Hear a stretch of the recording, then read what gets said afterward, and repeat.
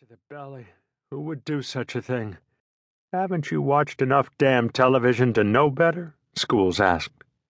Criminals really are stupid. It never ceases to amaze me. What are you talking about? Jerome asked. I never said anything about him being stabbed in the belly, Schools said. Jerome reached to his side and pulled out a large knife. Schools thought the man might be an idiot, but he was quick as a snake. Gerald was a fucking asshole, Isley. He let them girls get away. I was just saving you the time of having to kill him yourself. Jerome held the knife out in front of him, dried spots of blood visible on the blade.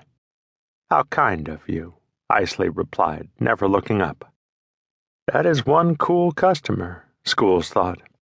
Dispensing the king's justice and all, Isley said, holding his glass up. I guess I should thank you. You're welcome, Jerome said, relaxing a bit, not realizing Isley was being sarcastic. Schools often wondered how there could be so many criminals running around when the vast majority of them were idiots. Benz, show him how grateful I am, Isley said. Benz was the large man behind Jerome who had brought him to Isley. Bets had been taken on Ben's previous job. It ranged from bouncer to bodyguard, and a couple even had him as a mafia enforcer. He'd only smile when someone would ask, and the pot would grow larger as more and more guesses came in. It was Vegas, and some of the old habits died hard. Folks would bet on just about anything here. Schools heard the whistle of the riot stick as it sliced through the air, and then the sickening crunch of bone as the baton splintered the side of Jerome's knee. It was hard to tell which came first, the scream or the collision of Jerome's body with the floor. The knife, as if planned, flew through the air and landed flush on Isley's desk.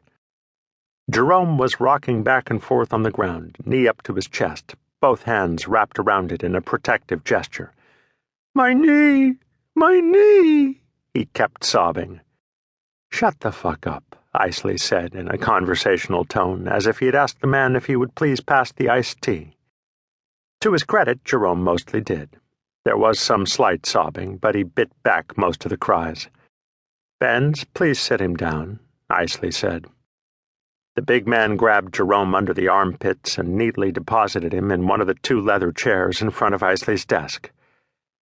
Jerome's posture never changed. He had been clutching his leg on the ground, in the air, and still was as he was seated. Tears were now freely running down his face. Know what I hate most of all? Isley asked Jerome.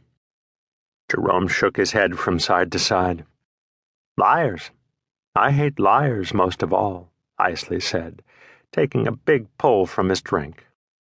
Schools thought that was a slightly skewed view of the world, considering Jerome had just killed someone. But then again, Jerome had lied to Isley while he had killed another. So, what happened out there? Isley asked.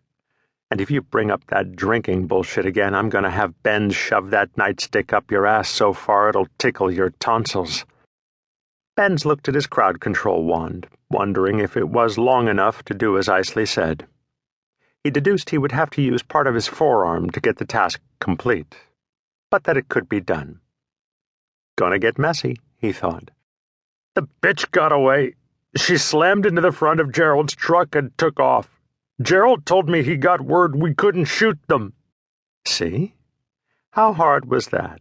Isley asked, spreading his arms wide, a beaming smile across his face. I'm sorry, Jerome said. These things happen, Isley told him. But you know what I hate almost as bad as liars, Isley intoned. Losers, he replied quickly, before giving Jerome a chance to speak. Ben's. With the one word, the stick was once again hurtling through space, this time making impact with the side of Jerome's head. An ejection of material sprayed from the strike, blood shooting up, with bits of hair, scalp, and connective tissue. The second blow created a fissure.